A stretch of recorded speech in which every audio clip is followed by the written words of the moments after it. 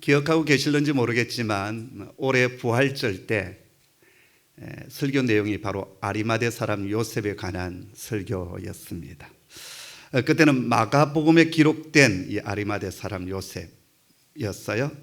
그리고 등장인물도 요셉 한 사람이 아니라 요셉 한 사람이었습니다.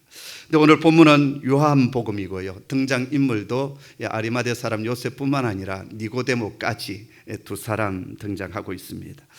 아무래도 사도 요한은 예수님의 십자가를 가장 지근거리, 가장 가까운 거리에서 목격했던 제자였기 때문에 다른 복음서의 저자보다도 좀 더 세밀하게, 좀 더 상세하게, 정확하게 이 사건을 기록했음이 분명합니다. 예수님께서 십자가에 달려 돌아가셨을 때 로마 군병 한 사람이 창으로 예수님의 옆구리를 찔렀습니다. 그리고 물과 피가 쏟아졌습니다. 그 물과 피가 쏟아짐으로 인하여서 예수님께서 이제 분명히 운명하셨음이 이제 명확해졌고 또 분명해졌습니다. 근데 문제는 어느 누구 하나 예수님의 장례를 치러줄 사람이 없었다라는 겁니다. 어머니 마리아와 막달라 마리아를 비롯한 주님을 정말 사랑했던 여인들이 바로 십자가 곁에 있었지만 여인들의 힘만으로는 십자가에 달리신 예수님을 내릴 수도 없었고 또 그럴 용기조차도 없었습니다. 제자들은 또한 멀리 도망을 갔거나 아니면 멀찍이서 그 주님의 십자가를 바라볼 뿐이었습니다. 또 십자가에서 예수님의 시신을 내린다 할지라도 마땅한 매장지가 준비되어 있는 것도 아니었습니다. 바로 그러한 때 담대하게 나섰던 두 사람이 있었습니다. 바로 오늘 본문에 등장하고 있는 아리마대 사람 요셉과 그리고 니고데모였습니다. 이 두 사람은 예수님의 죽음과 부활 사이에 잠깐 등장하고 있는데 이들의 행적 속에서 오늘 우리를 향한 하나님의 음성, 우리를 향한 주님의 메시지가 분명히 있다라는 것입니다. 아리마대 사람 요셉은요, 사복음서 네 곳 다 등장하고 있습니다. 그리고 니고데모 역시 요한복음에서 3번이나 등장합니다. 3장에 등장하고 있고 7장에 등장하고 있고 오늘 이 19장에 등장을 하고 있습니다. 예수님의 12사도 가운데요, 그가 어떤 사람인지 또 어떤 일들을 했는지 소상하게 기록한 그런 제자들도 있지만 대부분의 제자가 어떤 사람인지에 대해서 상세하게 기록해 놓지 않습니다. 근데 이 두 사람은 그 이름이 정확하게 성경에 기록되어 있을 뿐만 아니라 그 사람 됨됨이가 어떤 사람인지에 대해서 상세하게 기록하고 있다라는 거예요. 먼저 아리마대 사람 요셉은 어떤 사람입니까? 마가복음 15장 43절의 말씀인데 우리 한번 같이 읽어보도록 하겠습니다. 함께 읽습니다. 아리마대 사람 요셉이 와서 당돌이 빌라도에게 들어가 예수의 시체를 달라 하니 이 사람은 존경받는 공회원이요 하나님의 나라를 기다리는 자라.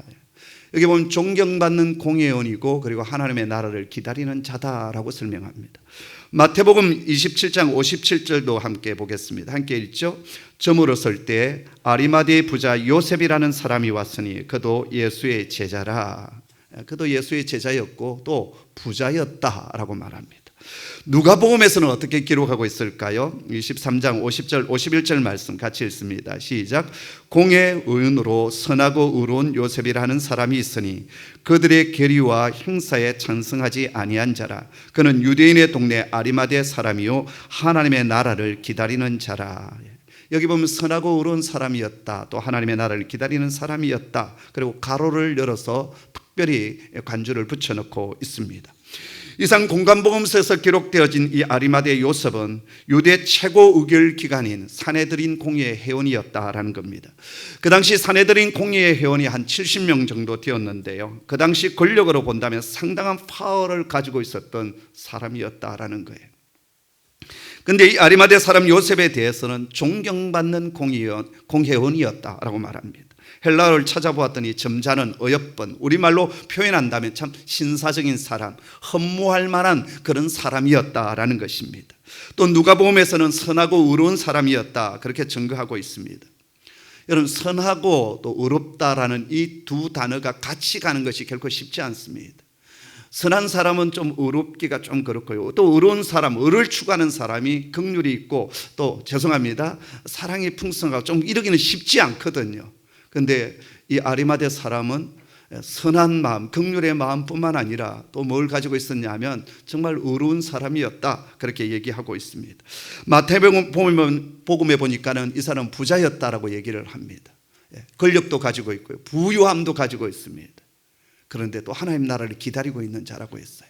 모든 것을 다 간직하고 있는데 뭐가 아쉬워서 영원한 하나님의 나라를 기다리겠어요? 이 세상이 너무 좋은데, 누리는 것이 너무 많은데, 그럼에도 불구하고 권력이나 그 물질이 그 인생의 주가 아니라 주님 오셔서 메시아의 나라, 주께서 통치하시는 그 나라를 사모하고 기다려갔던 경건한 자였다라는 거예요.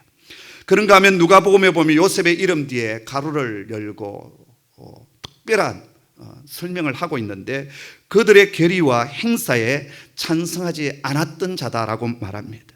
여기서 그들의 결의와 행사라는 말은 예수님을 죽이겠다고 하는, 예수님의 그 사형 판결을 위해서 사람들이 언론하고 그리고 그 모든 것을 진행해 나갈 때 이 사람은 그곳에 동조하지 않았다라는 거예요. 모든 사람들이 예수님을 죽이자고 소리칠 때 그는 반대했고 그곳에 표를 던지지 않았던, 자기 소신을 가지고 나아갔던 그러한 사람이었습니다. 그런데 이 요셉에 문제가 하나가 있었어요. 오늘 말씀 38절 앞부분인데요, 우리 한번 같이 읽겠습니다. 시작. 아리마대 사람 요셉은 예수의 제자이나 유대인이 두려워 그것을 숨기더니, 그는 예수님을 따르는 제자였습니다. 그러나 유대인들의 시선이 두려워서 또 무서워서 예수님의 제자인 것을 숨기고 살아갔습니다. 그보다 정말 더 두렵고 무서운 것은 그가 유대 공동체에서 추방당하는 것, 아마 그것이 상당히 두렵고 무서웠지 않았나 생각이 되어져요. 요한복음 12장 42절 43절 말씀을 우리 한번 같이 읽겠습니다. 시작. 그러나 관리 중에도 그를 믿는 자가 많되 바리새인들 때문에 드러나게 말하지 못하니 이는 출교를 당할까 두려워함이라. 그들은 사람의 영광을 하나님의 영광보다 더 사랑하였더라. 아리마대 사람 요셉이 내가 예수를 믿소, 예수를 따르는 예수의 제자입니다, 그렇게 드러나게 말하지 못했던 이유는 사람들의 시선과 그리고 어떤 손가락질, 그런 것들이 두렵고 또 무서웠기 때문이기도 했지만, 더 중요한 것은 예수를 따른다고 했을 때 유대교에서 출교를 당할 것이 더 두려웠기 때문이었습니다. 유대교에서 출교를 당한다는 것은 너는 더 이상 하나님의 백성 이스라엘 백성이 아니다라는 거예요. 하나님의 백성 이스라엘 백성이 이제 아니다라고 한다는 것은 더 이상 성전 예배에, 해당 예배에 참석할 수 없고 그리고 동네에서 추방을 당하는 것을 말합니다. 당연히 사내들인 공예에 해온 자격도 박탈되는 것이 당연합니다. 그래서 아리마대 사람 요셉은 숨겨진 제자로서 이중 생활을 하고 있었던 것입니다. 니고데모도 마찬가지였습니다. 그도 역시 아리마대 사람 요셉처럼 사내들인 공예의 회원이었고 그리고 부자였고 장래가 촉망되는 젊은 지도자였습니다. 그가 어느 날 영원한 생명, 그 구원에 대한 의문점을 품고 예수님을 찾아왔는데, 언제 찾아왔느냐? 환한 대낮에 찾아온 것이 아니라 캄캄한 밤에 주님을 몰래 찾아왔다라는 것입니다.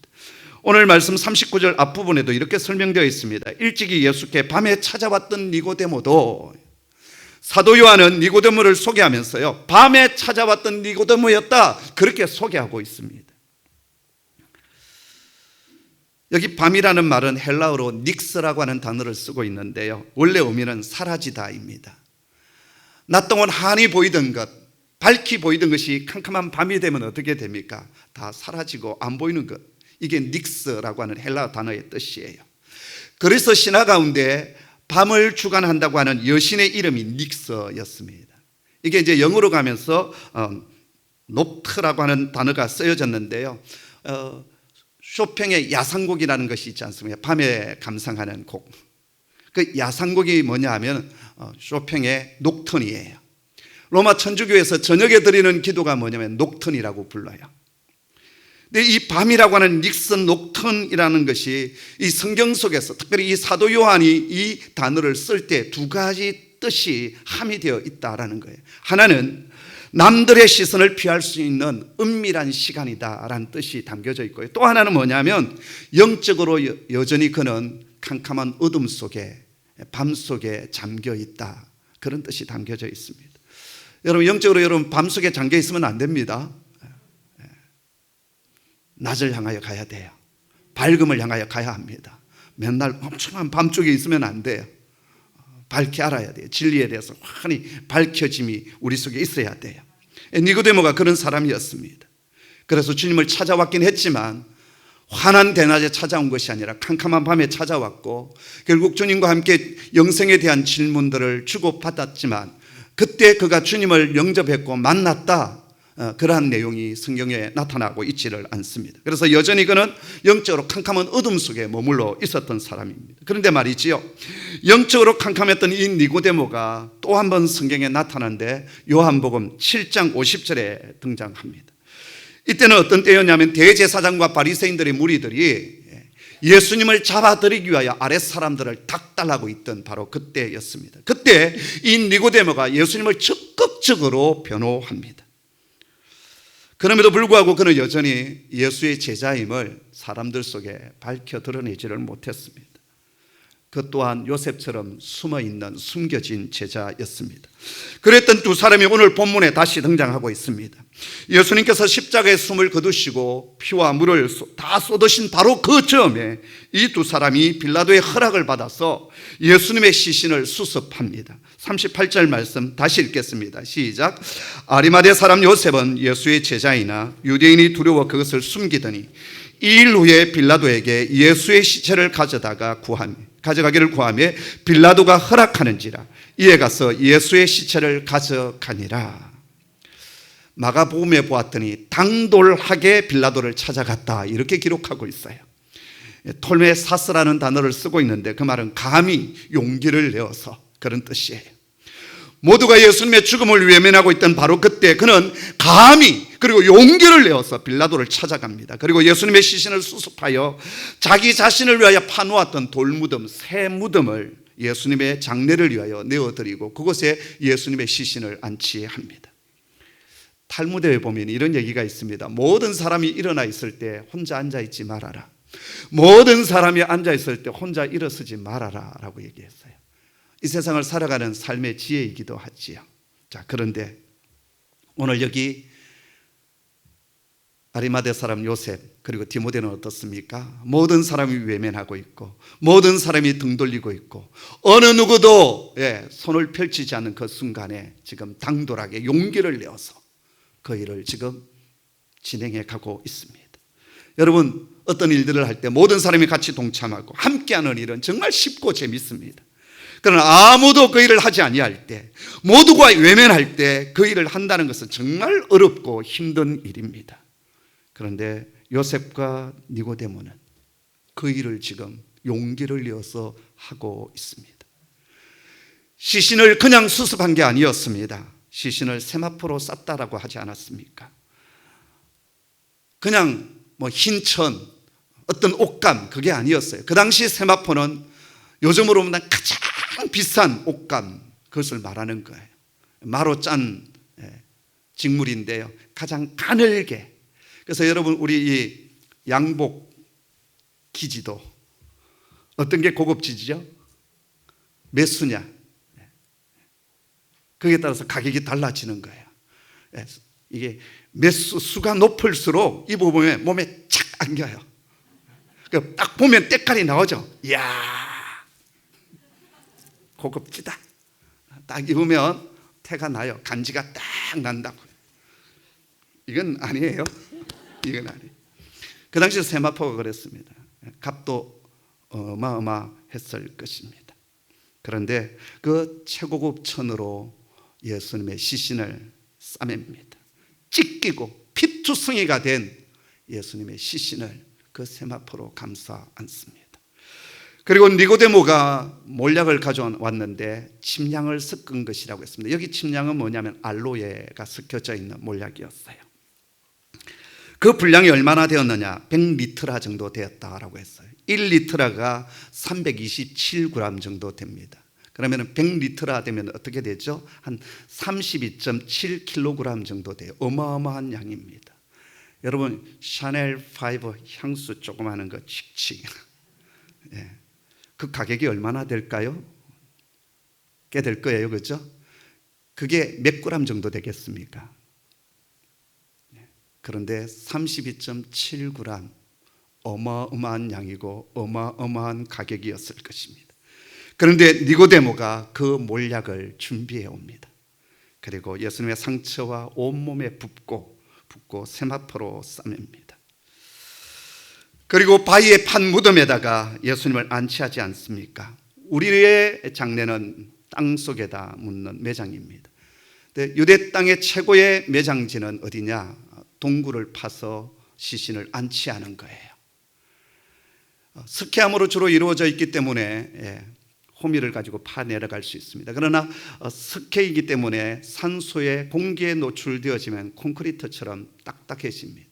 그래서 파고 들어가서 우리 옛날 시골 벽장처럼 이렇게 홈을 파고 그곳에 시신을 안치를 해요. 한 1년, 2년 지나게 되면 시체가 썩게 될 것이고 유골만 남게 됩니다. 그러면 그 유골을 다 거두어서 그 안쪽에 항아리 안에다가 담습니다. 그러니까는 무덤을 계속 리필하는 거예요. 그러면서 가족묘가 되는 겁니다. 우리가 구약 성경을 읽어가다 보면 왕들이 죽었을 때 조상의 묘실로 들어갔다라는 얘기가 있어요. 바로 그 얘기예요. 그래서 그 조상들이 있는 그 항아리 속에 유골이 차곡차곡 쌓이게 되는 거예요. 자, 그런데 지금 이 무덤은 그런 무덤이 아니에요. 한 번도 사용하지 않았던 새 무덤이고, 그리고 그렇기 때문에 비용이 값이 상당히 나갔을 것입니다. 당시 유대인들이 가장 염원하는 것이 하나 있었는데 그게 뭐냐면 예루살렘 성전 가까이에 자신의 무덤을 쓰는 것이었어요. 그래서 지금도 예루살렘에 가보면 예루살렘 성전 동쪽 이 감람산 지역, 이 지역이 다 공동묘지로 가득 차 있습니다. 빽빽하게 기도론 골짜기도 그냥 공동묘지로 무덤이에요. 으시시하겠죠? 그래요. 왜 그러냐? 부활의 날에 가장 누가 먼저 부활하느냐? 성전 가까이 있는 자가 부활한다라는 믿음이 그들에게 있는 거예요. 그래서 성전 가장 가까운 곳에 묘자리를 쓰고 또 그러한 비용은 상당하겠죠. 사도행전에 나타난 바나바가 있습니다. 그가 뭘 했지요? 예루살렘에 있는 땅을 팔아서 구제하고 가난한 자를 돕기 위해서 사도들의 발 앞에 두었다라고 했어요. 그런데 이 바나바가 어디 출신이냐면 쿠브로 출신이에요. 지금의 키프로스 출신이에요. 쿠브로 출신인 사람이 왜 예루살렘에 땅이 있었겠습니까? 자신들이 살기는 지금 디아스포라 저 이방 지역에 살지만 마지막 죽는 순간, 마지막 죽어서는 성전 가까이에 묻히기를 원하는 것이 그들의 가장 간절한 소원이었던 것입니다. 그런데 바나바는 주님을 만난 뒤에 자신의 그 묻은 밭을 팝니다. 그리고 가난한 자를 구제하기 위하여 그것을 헌신하여 드려요. 아마 아리마대 사람 요셉도 부자였기 때문에 성전 가장 가까운 곳에 새 무덤을 준비해 놓았을 것입니다. 그런데 그 무덤을 예수님을 위하여 지금 내어드리고 있습니다. 바로 여기에 우리가 받아야 될 도전이 있습니다. 모든 사람이 외면하고 모든 사람이 거절하고 있는 바로 그 순간에 그들은 주님을 위하여서 자신이 가지고 있는 것을 아낌없이 드릴 뿐만 아니라 주님의 마지막 순간을 장례를 치러 주었다라는 거예요. 제자들이 다 도망가 버렸습니다. 더구나 십자가에 달린 제수는 어느 누구 하나 그들도 보지 않는 시대였습니다. 그런데 그런 분을 지금 앞장서서 장례를 치르고 있습니다. 오늘 이 광경을 갈릴리에서 따라왔던 예수님을 사랑했던 여인들이 보았을 때 얼마나 위로가 되었고 또 고마웠겠습니까? 그러나 더 그보다 중요한 것이 하나 있는데 저들은 그동안 숨겨왔던 자신들의 신앙을 밖으로 드러내고 오픈하고 그리고 고백했다라는 거예요. 남의 이목 때문에 밤중에 찾아왔고 그동안 숨겨졌던 제자였는데 그들이 이제는 과감하게 자신의 신앙을 드러내고 고백하는 제자가 되었다라는 거예요. 이게 너무나도 중요합니다. 예수님을 향한 헌신, 예수님을 향하여 들어졌던 자신의 것을 들어졌던 그 아름다운 것들, 그 헌신도 정말 귀하고 소중하지만 제가 오늘 말씀을 묵상하면서 가장 큰 감동을 받았던 부분은 바로 이 부분이었습니다. 자신들의 신앙을 이제 드러내기 시작했다라는 거예요. 손해가 올 것이 분명합니다. 후폭풍도 분명히 있을 것입니다. 어쩌면 저들의 지위가 뺏길 수도 있을 것입니다. 그러나 그것을 무릅쓰고 자신들은 예수의 제자임을 지금 모든 사람에게 몸으로 보여주고 있습니다. 우리 주님께서 아마 이 부분을 가장 기뻐하시지 않았을까 저는 생각합니다. 두 사람이 행했던 헌신도 정말 주님 기뻐하셨겠지만 더 감사하고 기뻐했던 것은 오랫동안 자신의 신앙을 숨기고 있었던 살아왔던 이 두 사람이 십자가의 주님을 만난 뒤에 사람들 앞에서 내 주 예수님을 향한 신앙의 고백을 삶으로 행동으로 고백하고 보여주었다라는 거예요. 이것처럼 주님께서 기뻐하신 일이 없었다라고 생각합니다. 그러면서 제가 오늘 본문을 묵상하면서 생각했던 것이 하나 있습니다. 그동안 숨겨져 왔던 그들의 신앙을, 숨겨졌던 이 제자였던 이 두 사람이 어떻게 해서 어느 순간에 이렇게 드러나는 신앙으로 일어서게 되었을까? 오늘 본문을 보았더니 일 후에라고 했어요.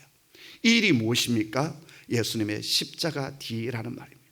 또 조금 축소해서 본다면 예수님께서 피와 물을 쏟으신 뒤에 이렇게 해석할 수도 있습니다.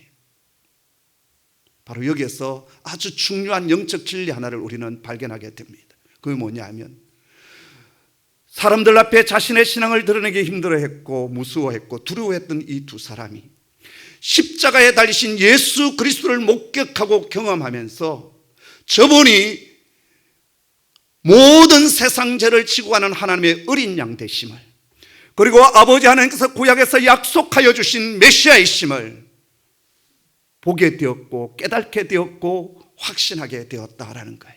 한마디로 요약한다면 십자가에 달리신 주님을 인격적으로 만나게 되었다라는 것입니다. 이게 여러분 우리의 신앙에 너무나도 중요합니다. 우리의 믿음의 출발이 처음에는 내가 필요한 것들이 있어서 시작할 수 있습니다. 병고침 때문에, 교회가 너무 좋아서, 사람들 만나기 위해서, 아니면 내 가정의 어떤 문제를 해결받기 위해서 우리가 처음 신앙의 걸음을 옮겨갈 수 있습니다. 아니면 예수님의 가르침이 너무 좋았어. 간디 같은 사람은 그렇지 않았습니까? 그가 예수를 믿는 사람은 아니었지만 예수님의 가르침, 특별히 산상순이 너무 좋았다라고 했어요. 그래서 그곳에 매료되어서 산상순을 묵상하면서 그가 인도의 독립을 위하여 비폭력 저항운동을 일으키지 않습니까? 어쩌면 예수님의 가르침이 좋아서 우리가 그분을 따른다고 말할 수 있습니다. 그러나 그러한 신앙으로서는 우리가 온전한 신앙의 사람, 주님이 기뻐하는 신앙으로, 그리고 구원 얻는 신앙으로 나아갈 수가 없습니다. 온전한 신앙은 십자가에 달리신 예수 그리스도를 만나는 겁니다. 나의 죄를 위하여 죽으시고 그리고 3일 만에 부활하신 그분이 내 인생의 구세주가 되시고 주가 되시고 내 삶의 왕이 되신다는 사실을 확신하게 되어질 때 우리의 신앙은 숨겨졌던 신앙에서 드러나는 신앙으로, 그리고 손해보기 싫어서 두려워하고 무서워 떨던 신앙이 이제는 가감하게 용기를 내어서 담대히 자신의 것을 내어놓고 그리고 행함으로, 삶으로 주님의 제자임을 밝히 드러낼 수가 있습니다. 사랑하는 홍익의 성도 여러분, 오늘 이 예배를 듣고 영상을 통해서 듣고 있는 사랑하는 성도 여러분, 십자가에 달리신 예수 그리스도, 나를 위하여 십자가에서 모든 것을 내어주시고 피와 물을 쏟으신 그 주님을 만나는 은혜가 있기를 원합니다. 그래서 두려워 떠는 신앙이 아니라, 숨겨진 신앙이 아니라 드러나는 신앙으로, 고백되어지는 신앙으로, 그리고 삶으로 행함으로 예수의 제자임을 밝히는 그러한 신앙의 사람으로 나아가기를 주님의 이름으로 축복합니다. 다니엘과 세 친구들이 어땠습니까? 10대의 나이에 바벨론 땅에 포로로 끌려갔습니다. 산의 진미가 그 앞에 있었지만 자신들이 믿는 하나님에 대한 신앙을 지키기 위해서 그 산의 진미를 거절합니다. 그리고 신앙을 지켜갑니다. 채소와 씨앗과 과일만 먹어요. 그리고 시간이 지났을 때 하나님은 어떻게 하셨습니까? 산의 진미를 먹었던 그 다른 친구들보다 훨씬 더 아름답게 그 얼굴을 만들어 주셨고 건강하게 해주셨고 총기가 넘치게 하셨습니다. 그리고 하나님께서 그들을 세우셔서 이 바벨론 땅의 고위직에 다니엘은 국무총리의 자리까지 오르게 하시고 사용하여 주십니다. 사랑하는 성도 여러분, 오늘 이 시대는 내가 예수의 사람이라고, 내가 그리스도의 사람이라고 고백하는 것이 부끄러운 세상이 되었습니다. 그러나 그럼에도 우리는 그 어떤 손해가 온다 할지라도 당당하게 내 주 예수님을 향한 나의 신앙을 시인하고 고백하는 신앙이 되기를 주님의 이름으로 축복합니다. 마태복음 10장 32절에 보면 주님께서 이렇게 말씀하십니다. 누구든지 사람 앞에서 나를 시인하면 나도 하늘에 계신 내 아버지 앞에서 그를 시인할 것이요. 우리가 이 땅에서 내가 예수의 사람입니다, 그렇게 고백하고 시인하게 될 때 우리가 이제 마지막 주님 앞에 서지 않겠습니까? 벌거벗은 몸으로, 부끄러운 몸으로 우리의 모든 추악함과 더러움과 지약들이 다 벌거벗겨지듯이 드러나는 그 순간 우리는 그분의 심판 앞에서 우리는 어찌하지 못하고 벌벌 떨게 될 것입니다. 그때 우리 주 예수님께서 아버지, 이 사람 속에 나의 피가 있습니다, 이 사람 속에 나를 시인한 신앙의 고백이 있습니다. 그럴 때 우리는 그 심판의 자리에서 자유를 얻게 될 것이고 아버지 하나님 품에 안기게 될 것입니다. 주님은 그것을 우리에게 약속하여 주셨어요. 성경에 보면 하나님을 믿고 다른 사람들을 몇 종류로 제가 나눌 수 있겠다 생각했는데요. 첫째는 하나님을 믿는 그 처음 순간부터 끝까지 신앙의 경주를 다한 사람들이 있어요. 구약의 에녹 같은 사람, 또 아브람 같은 사람입니다. 요셉이나 다니엘 같은 인물이 그런 사람이고요. 신약에서 본다면 바울 같은 사람이 그런 사람입니다. 두 번째 부류의 사람은요, 처음에는 열정적으로 주님을 따르다가 나중에 실패로 끝난 사람들이 있습니다. 사울 같은 사람, 솔로몬 같은 사람. 신약에서는 예수님의 제자 가룟 유다가 그런 사람이고, 또 데마 같은 사람이에요. 데마는 세상을 사랑해서 갔다라고 바울은 한탄했습니다.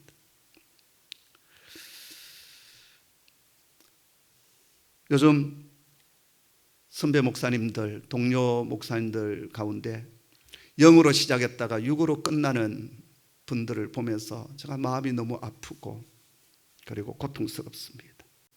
그러면서 기도하는 것은, 주님, 저를 영으로 시작했다가 육으로 끝나지 않도록 도와주십시오. 그렇게 기도합니다. 사랑하는 성도 여러분, 이 손 목사를 위하여 기도할 때 우리 손 목사님 영으로 시작하셨는데 영으로 끝나지 않도록 도와주십시오. 끝까지 신앙의 경주, 이 사역의 경주를 다할 수 있도록 하나님 은혜를 베풀어 주십시오. 여러분, 그 기도를 꼭 해주시기를 요청합니다. 세 번째 부류의 사람은요, 중간에 실패하고 무너졌지만 다시 일어나 회복된 신앙으로 걸어갔던 사람들이 있습니다. 다윗도 좀 그런 인물이고요, 베드로나 대부분의 제자들이 그런 사람이었어요. 그리고 네 번째 부류의 사람이 있는데, 인생의 앞부분에서는 잘 드러나지 않았다가 인생의 후반기에 정말 신실하게 주님을 잘 따르고 승리하는 신앙으로 걸어갔던 사람들이 있습니다. 모세 같은 사람도 여기에 속해할 수 있고요, 교회사에 등장하는 어거스틴이 또 그런 사람입니다. 그리고 오늘 본문에 등장하는 두 사람, 아리마대 사람 요셉, 니고데모가 그런 사람입니다. 제일 좋은 것은 처음부터 끝까지 시종여일 믿음의 경주를 쭉 해나가는 사람, 그런 사람이어야 돼요. 근데 우리가 얼마나 연약하고 부족합니까? 자주 넘어지기도 하고 그리고 실패도 잘합니다. 그러나 여러분, 마지막 순간, 결정적인 순간, 또 내 인생의 후반전에는 승리하는 그런 신앙의 사람이 되기를 주님의 이름으로 축복합니다. 여기 요셉이나 니고데모는 남들의 시선이 두렵고 자신들이 가지고 있는 것을 다 잃어버릴까 봐 숨어서 믿음을 지켰던 숨겨진 제자였습니다. 그러나 결정적인 순간, 아무도 나서지 않았던 그 순간에 자신들의 신앙을 드러내고 돌아가신 예수님을 위하여 자신이 가지고 있는 것, 자신이 쥐고 있는 것을 내어드리고 헌신했던 그런 종들이었습니다. 그랬을 때 어떤 결과, 어떤 열매를 맺게 되었을까요? 지난 부활절 때도 말씀드렸듯이 첫 번째, 성경의 예언을 이루는데 그들이 쓰임을 받게 되었다라는 거예요. 구약 성경에서 이 땅에 오실 메시아가 순환의 종으로 사시다가 돌아가실 것을 예언했던 장이 이사야 53장의 말씀이에요. 근데 53장 9절에 이렇게 기록되어져 있습니다. 우리 한번 같이 읽어볼까요? 시작. 그는 강포를 행하지 아니하였고 그의 입에 거짓이 없었으나 그의 무덤이 악인들과 함께 있었으며 그가 죽은 후에 부자와 함께 있었도다.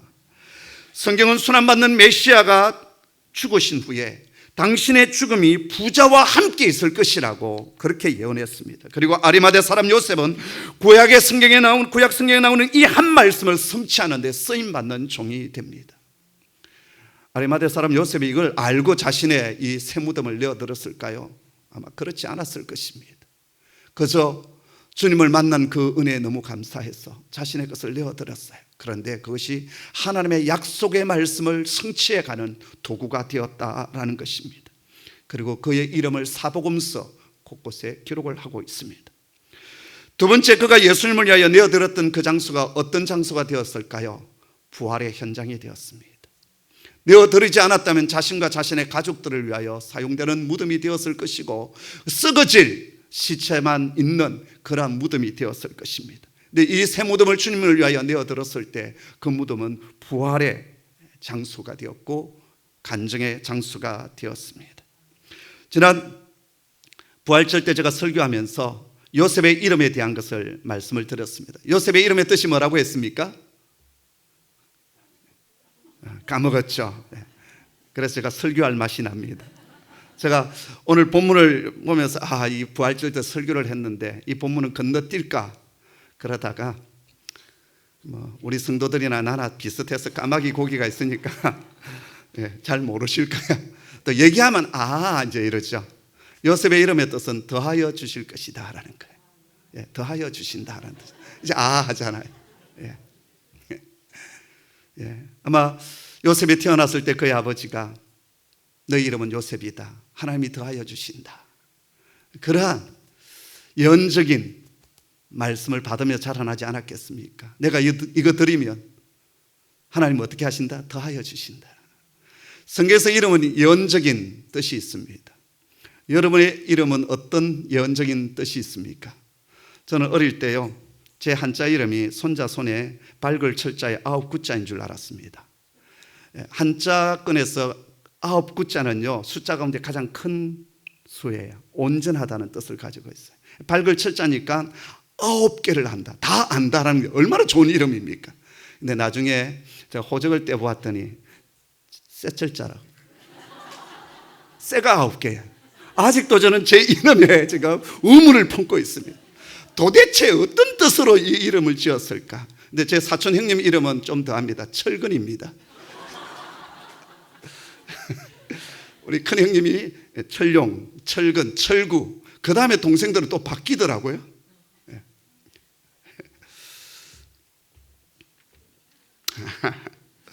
여러분, 하나님께서 더하여 주시는 은혜가 있기를 주님의 이름으로 축복합니다.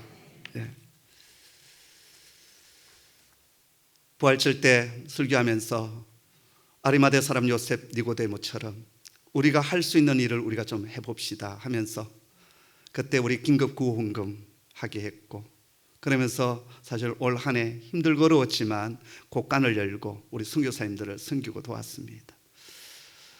일시구국했던 우리 선교사님 갈 곳이 없는 거예요. 어느 누구도 받아주지 않는 겁니다. 혹시 잘못될까 봐. 교회들마다 수양관 많이 있고 게스트하우스 많이 있는데 교회 얼음에 처할까 봐 아무도 문을 열려주지 못했어요. 그런데 우리가 선뜻 열어드렸습니다. 근데 그냥 모시는 것만이 아니라 이게 이제 삼시세끼를 또 이제 대접해야 되잖아요. 이게 정부에서 구호박스가 오긴 하지만 한 4일, 5일 지난 뒤에 이게 배달이 돼요. 그 기간 동안 삼시세끼를 챙겨야 했어요.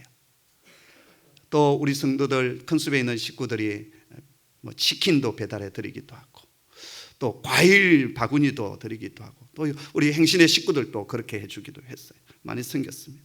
시찰의 미자리 교회, 개척교회, 상가교회, 임대료 내지 못한 교회 8개 교회를 선정하여서 2달 동안 70만 원씩 보조를 했습니다. 그럴 뿐만 아니라 저 열방가옥에 파송된 우리 선교사님이 사역하고 있는 그 현장, 그 도시도 어려웠기에 몇백만 원씩 보내었고 그를 통해서 많은 가정들이 도움을 입게 되었습니다. 사실 작년에 올해를 준비하면서 우리 교회가 25주년이 되었기 때문에 이 도시를 우리가 좀 섬겨보자 해서 하나님 나라 프로젝트를 계획을 했어요. 근데 하나님의 계획은 우리가 생각했던 것보다 훨씬 더 컸어요. 우리는 이 도시만 생각했는데 하나님은 아니다, 열방 가운데, 그리고 또 열방에서 돌아온 선교사님들을 섬길 수 있도록 하나님께서 은혜를 허락해 주셨어요. 아멘.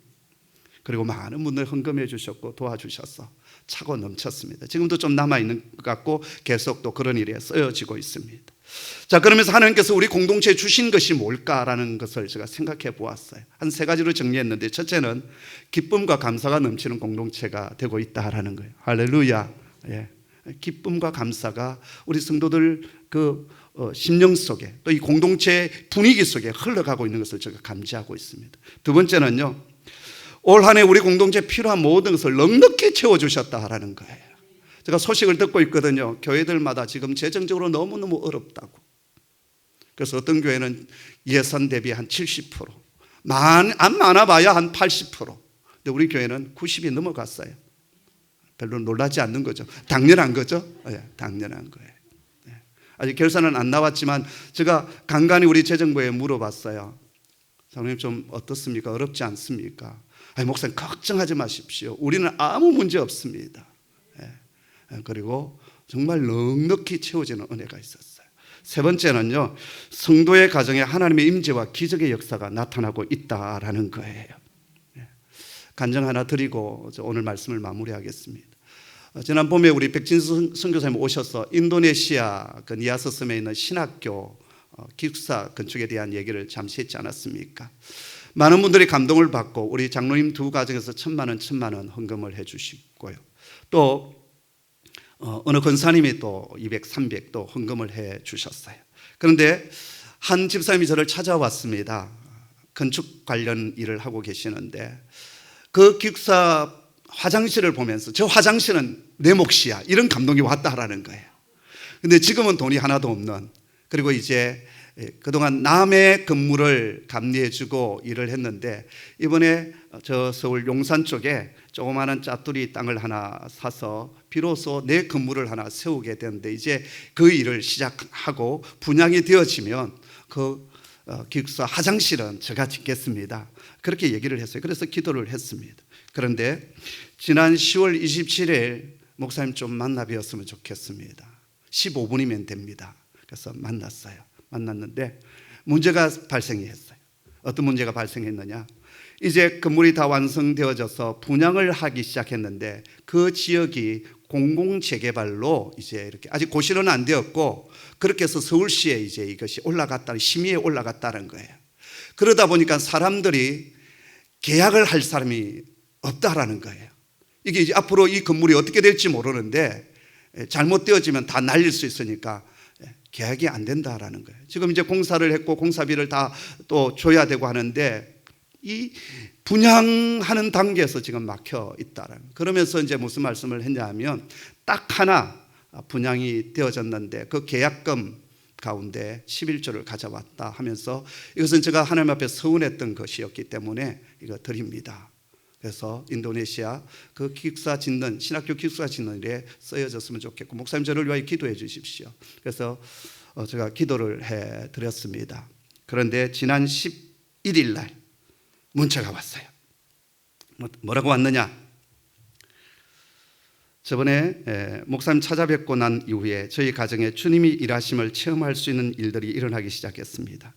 공사비가 부족하여 난감한 상황에서 딱 그만큼의 자금이 유입되도록 2개의 분양 계약과 1개의 전세 계약이 체결되어 주님의 은혜라고 좋아했던 것이 불과 일주일도 안 되어 추가로 그제와 어제 5개의 분양 계약이 체결되었습니다. 하나님께 감사드립니다. 남은 4개와 지하 사무실도 차차 제 주인을 찾아갈 것이라 기대합니다. 그리고 같은 단지 내에서 이사할 집도 계약하게 되었습니다. 이 또한 하나님의 은혜라고 생각합니다.